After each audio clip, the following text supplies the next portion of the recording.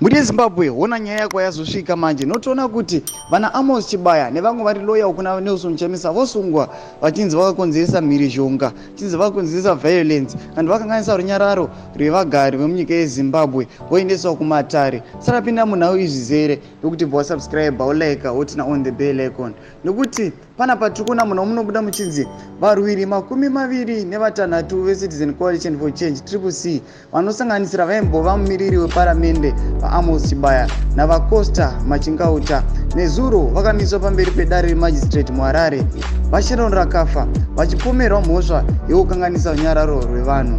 Chikwata ichi change chichimirirwa nemagweta eZimbabwe Human Rights NGO Forum vaUbed Mandinde, vaKuTYA Kadzere navaChris Mike. Hurumende yakatura umboo hwayo kubva kumufakazi Christopher Tsuro, mupurisa weCID and Order, uyo akatsindira kuti vaChibaya aityera motokari yerudzi weFord Ranger uye aive panzvimbo yakaparwa mhosva.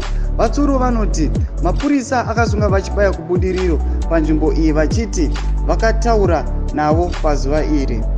Asi vaChibaya havati kunyange hazvo vasina kuimba maslogani ebato vaive panzvimbo iyi uye vakaratidza kusafara nekuonekwa kwemapurisa pamusangano uyu. Ndozvitagwa nawo muzora nhasi muri Zimbabwe zvinzi ava vana Mosibaya vakasungwa noda kuti hanzi vakakonzeresa mhirizhonga, asi vaMosibaya kunyangewo vasina kuimba maslogani acho hanzi vakaonekwa vakaratidzwa umboyo vakatogwa evidence nemupurisa weCID kuti aiwa vaidhiraivha mota yeFord Ranger panzvimbo iyi. Ndozvakaita kuti vaincludiwe vaendeswe mukoti. Muri Zimbabwe chibotudzai munoti kudii pamusoro penhau iyi. Pinai kucomment section medu, usavana kusubscribe kulike chinotina on the bell icon.